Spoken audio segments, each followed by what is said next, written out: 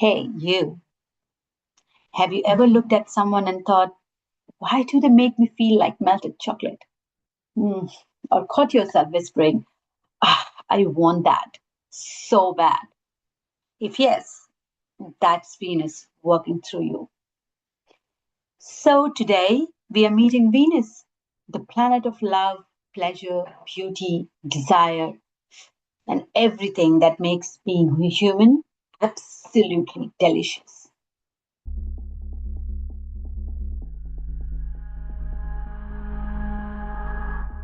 So, hi, Sky Fellows.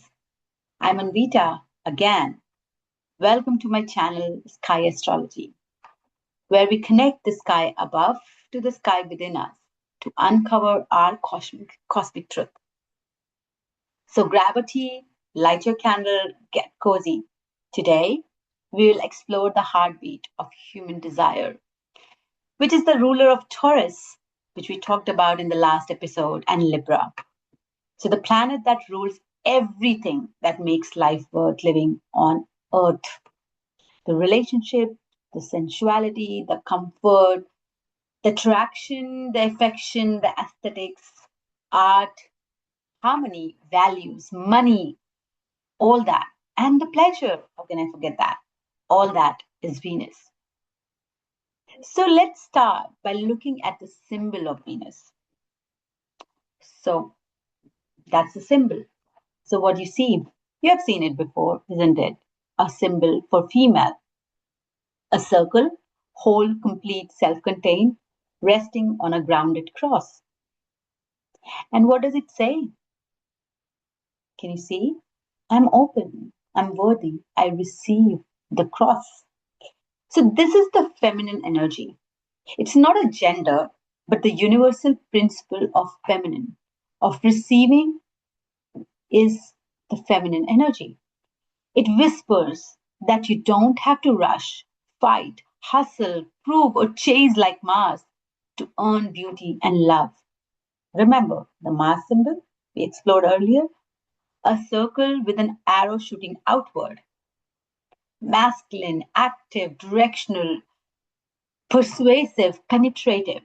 That's Mars, the male, the masculine. And Venus, it's quite opposite story there, you see. So where the Mars pushes, the Venus magnetizes. Where the Mars says, I must act, Venus says, I allow. So Venus invite you to receive the gifts the world is constantly offering. The beauty, the affection, the connection, the pleasure, the warmth, the comfort, the abundance, the sweetness, the desire, the wonder, the love. And there's nothing wrong with it. Receiving is not your weakness, it's wisdom, it's intelligence. It is the part of you that knows that your desires are not foolish, your pleasures are not frivolous, and your softness is not a flaw. It is your birthright. Universe wants you to receive. It wants to give you. It's very different to the story we have been told we have to be always giving, selflessly giving, and we should not receive. That's not true. Universe is not there to punish us. We are not born here on this earth to be punished. So if you think of Venus, um, if it is a person, I would say Venus is a woman. So the kind of woman who enters in the room with a presence that makes the whole room exhale, that warm, glowing skin, like the earth just after sunset. She's very soft, steady, and comforting. Her hair are loose and wavy, woven with jasmine and wildflowers that seems to bloom just because she's near them. She smells like mahogany and honey, a scent so familiar it feels like a memory you didn't know you had. Her eyes are deep and gentle, The kind you fall without realizing, eyes that understand desire and see the beauty you hide, the kind that see you, not your performance, not your mask, you. She moves like nature, unhurried, steady, sensual, rhythmic. Every step quietly declares, I'm grounded, I'm whole. So Venus represents that beauty, the beauty that is real. It's not loud, flashy, but very soothing, nourishing, and magnetic. That beauty, the beauty that grows from deep, deep self worth. Her voice is also slow and soothing and melodic, the kind that guides you out of fear and into your own heart.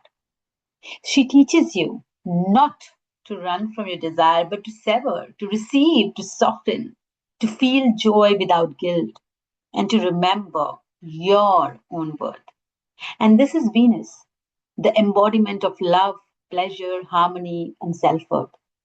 That women inside you who whispers, life becomes beautiful the moment you let it in. So sit with it for a moment. That's your Venus. We all have her in us. The part, that feminine part, is in us.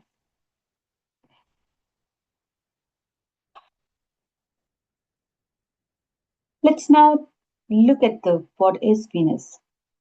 Where does this name comes from? So Venus, it comes from a Latin noun meaning love. So Venus was an ancient Latin goddess of growth and gardens, and later she merges with Greek goddess. We all know Aphrodite, the most beautiful goddess, and we know Aphrodite was irresistible, beautiful, intoxicating quality of that love aphrodisiac, right? That's Aphrodite. But when you look at the birth story, she was not born of love. Aphrodite arose naked from the sea foam after Kronos severed his father's genitals and cast them into the ocean. So from brutality and churned waters, beauty emerged. She is not born out of love.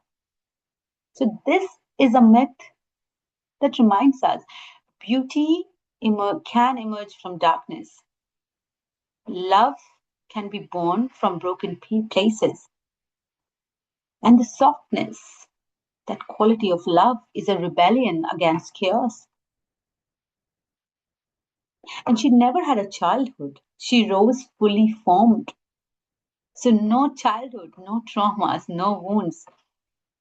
A reminder, a reminder that love doesn't come from your broken parts. Real love comes from wholeness inside you, not the wounds seeking to be filled. A lot of times we fall in love with our wounds. We fall in love with a partner who brings out that wound, and we are wanting to fill those voids. So a lot of times we say that you have to find the love within you before you find the love outside of you. So that's how what love means in the myth of Aphrodite. But with that softness and gentleness of Aphrodite, she's not harmless. Do you remember the story? The Trojan War, that infamous showdown between Hera, Athena, and Aphrodite. So Paris, in the myth, was asked to choose, each goddess dangling a bribe. Choose me, who is worthy, power, wisdom, or the most beautiful woman alive, which is Aphrodite. So what does he chooses? He chooses Aphrodite. He chooses the desire. He doesn't choose strength. And he said no to strategy. But what he chooses is desire. that intoxicating, irrational, irresistible desire. And that one choice Paris makes, driven by longing rather than logic, it burns joy. And this is the Venus as the archetype of desire, which definitely has consequences. So I'm not saying that desires are malicious. Venus isn't malicious. She simply unlocks the natural chaos of desire. So when desire is mishandled, the world shakes. So that the chosen word tells you the other side of love and desire, which is not malicious, as I said before. Now let's look at the male version of Venus. So basically, in the Vedic astrology, Venus is not female. He is a male sage, Shukracharya, and he is the teacher of asuras, demons. Look at that. So Shukracharya, which represents Venus in Vedic astrology, he teaches the demons. He taught the wounded, the angry, the chaotic, and the ego-driven, those who had lost their ways, the Venus. So he sits with demons like a cosmic therapist, telling them, okay, everyone, deep breath, no throwing fireballs today. I'll show you how to love, how to value, and how to live. And that's how he's bringing transformation in the life of demons. Think about it. I personally believe the demon, evil, and the good, we both have both in us. And love can actually heal the other side in us, the shadows in us. So even if we are doing shadow work, we need to do it with a lot of self-love and compassion for ourselves. So that is the reminder to humans that the darkest heart had a spark which is worth saving, which Shukracharya is doing. So it's not that some people are born with Venus and some people are not, but it's a skill, it's a discipline, it's an art form. We learn how to love properly. And that's the Venus. So Venus he's teaching love to the demons. It's a beautiful myth. I love this myth. Well, there's another story of Shukracharya that he does intense penance to Lord Shiva and to receive Sanjeevani Vidya, which is the knowledge to bring dead back to life, because he really wanted to resurrect the demons. So what Shiva does, he enters whole in Shiva's body and he was swallowed whole. So to gain this wisdom from the inside of Shiva's body. So again, that reminds us that love cannot be learned from books. He could have sat with Shiva and said, oh, teach me how to love. No, he went in Shiva. So love, it must be lived, it must be surrendered to, and it must be absorbed internally. And then he uses his power to resurrect the asuras. So in this story, Venus is the restorer, he's a rebirther. But sometimes there's another side of love, right? We can overuse it. So he got so obsessed with healing the demons that no demons were dying. So that made the gods angry, and they're like, that's not working. Because sometimes in love we can give too much. We start fixing the other person. We love and thinking that that person would change one day while giving them all the love in this world, and we can love the person without boundaries, without the self-love, and without them asking for it. It can become fixing somebody else can become like an obsession. So that is another side of love. So the gods were angry. So what they do, they send Kacha to Shukracharya to learn this secret art of resurrecting the dead. And what Kacha does, he decides to use Shukracharya's daughter as the doorway. So Kacha gains her trust. She makes his daughter fall in love with him.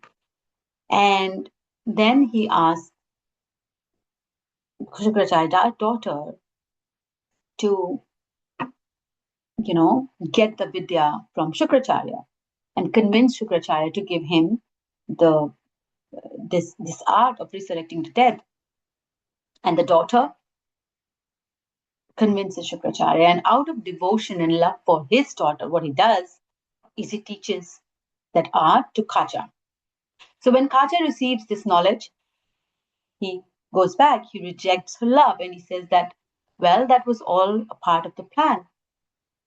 And in the process, what he does, he brings death to Shukracharya and betrayal into Shukracharya's life, because obviously his daughter was heartbroken, and Shukracharya, he was resurrected later, but he dies afterwards in this. So he basically kills Shukracharya, but he was resurrected. So it is again the story of love, where sometimes saying reminds us that we are sometimes giving more without receiving. We're sacrificing ourselves for love. And there's this imbalance in love which can happen, which is basically Libra. Libra is the sign of love and it's ruled by Venus. But Libra is the balance, it's very important in love to balance the giving and the receiving. And we can, a person with a strong Libra can easily, you will find them going to one extreme or another.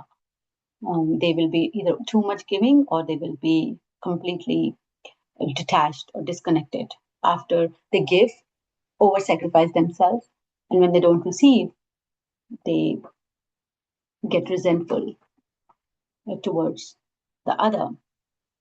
So they are always in these two extremes. That's why Libra symbol, which we'll look in the next episode, is the balance. So Venus also tells us that it's the balance between the self-love and the loving the other. It's not that Venus is not about just loving the other. It's about self-love, which is represented by Taurus, which we looked at. Taurus is your body, your senses, your touch, your pleasure, your self-worth, your safety, your stability. And Libra is all about partnership, the fairness, harmony, and the relational intelligence. And together it forms Venus. It creates a balance between I and the we. And both are required, to fully enjoy the love.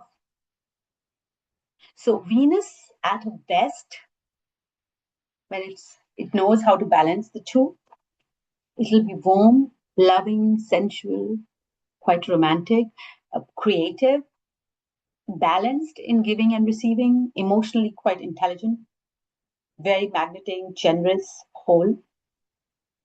So at her highest, Venus is the friend who listens deeply, someone with strong Venus and a Venus which is, performing at its best, higher end of the spectrum, would be a friend who would listen really deeply and remembers your favorite tea.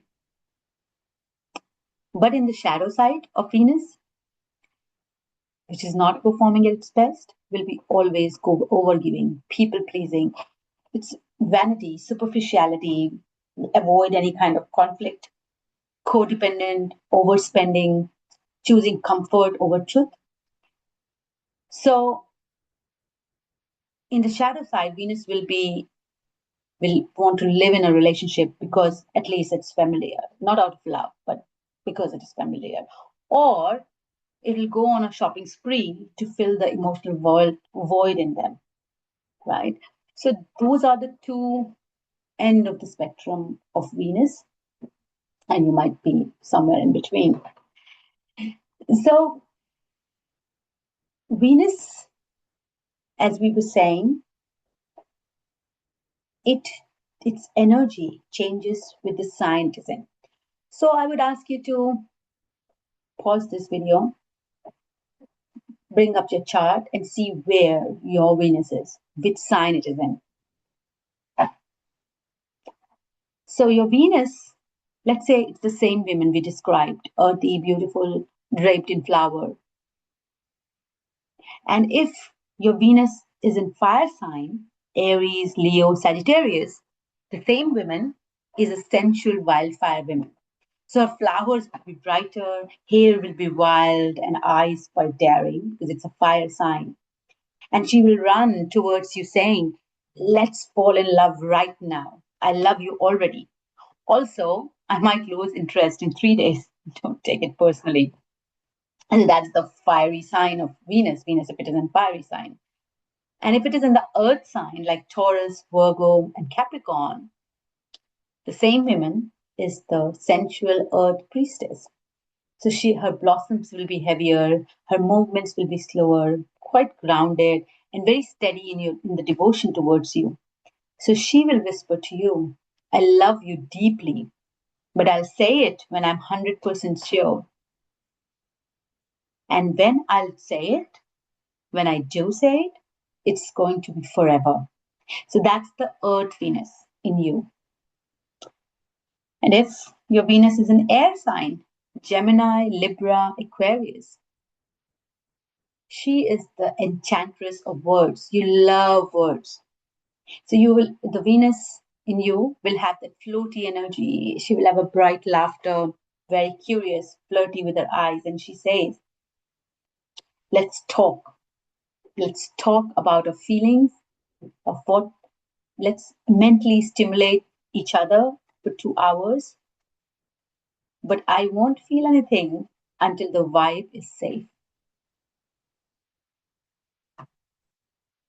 Now, if your Venus is in water sign, Cancer, Scorpio, or Pisces, oh, that Venus woman in you is a sensual siren.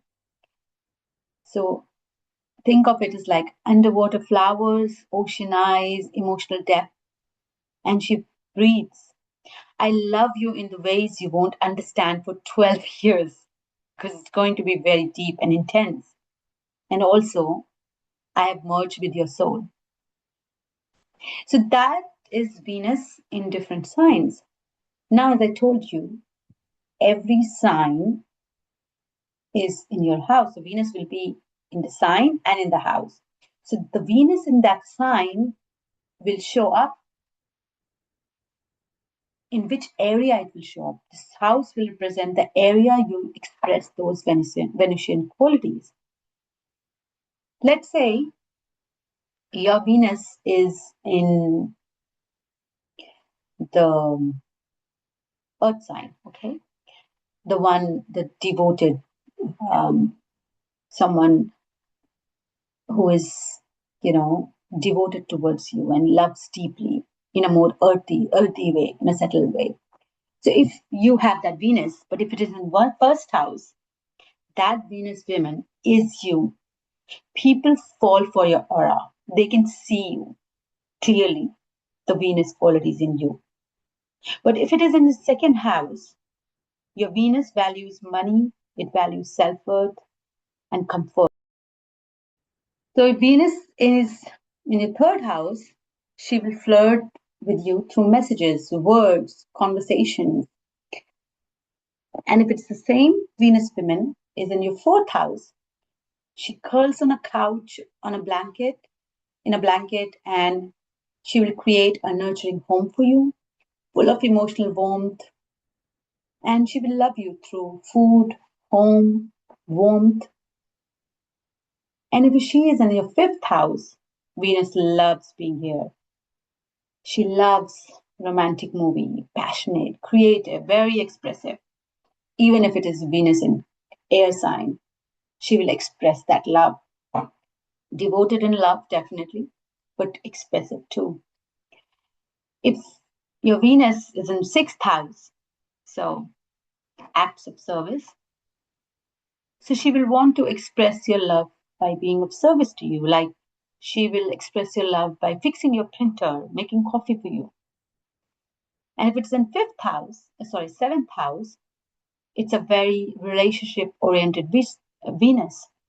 So love is your destiny. Finding the right partner is what you're here for.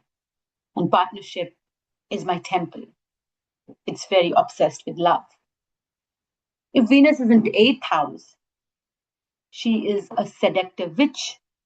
So intense, magnetic. She brings transformative love in your life. She likes going deep in relationship, likes doing shadow work in relationship, the kind of love that changes you. And if it is a ninth house, she becomes a wandering goddess. So loves through travel, she loves philosophy, she loves truth. That's what is her love language. And if it is in 10th house, you bring charm in the career. She brings charm in your career. So people will like you without knowing why, because she sits in your 10th house, right? The public persona of you. And if it's in 11th house, it's going to be friendship based love. So she brings that humanitarian love, brings beauty to community, friendships, groups, collective spaces. And in 12th house, the last but not the least, it's a very important house, she becomes a dream. It's a soft ache you would feel when Venus is in 12th house. It's a fantasy driven love, karmic, hidden, very spiritual. But, well, no boundaries. You just want to dissolve in the person you fall in love with. You want to merge in the person you fall in love. So this is the expression of Venus in different houses. So look at your chart. Where is your Venus? What does your Venus want? It wants quiet love. It wants fireworks. What's your love language? And when you honor your Venus, your relationships soften, your art awakens, your body relaxes, and your life becomes a little more beautiful. So Venus is your love language. And knowing it helps you honor yours and others too, because everyone has their own love language. They have their own signature. So look at your Venus. If you ever feel lost in love, if you ever feel lost in your body, if you ever feel lost in what you deserve, ask your Venus. Because Venus don't lie. Venus whispers. Choose what feels like truth and beauty. So, lastly, I would say if this episode softens something in you, share it and send it to someone you love. And as I always say, the sky is within you. These archetypes aren't out there, they live inside of you. And when we understand them, we stop reacting. We start living with awareness and intention because we know our cosmic truth. So, thank you for tuning into Sky Astrology. And if you love this episode, share with a friend.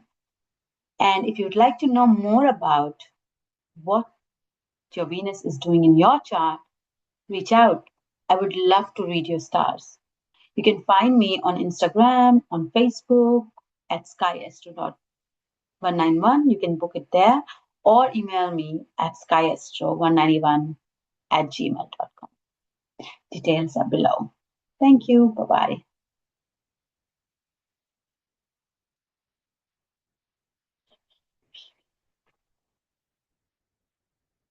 Oh no, what did I do?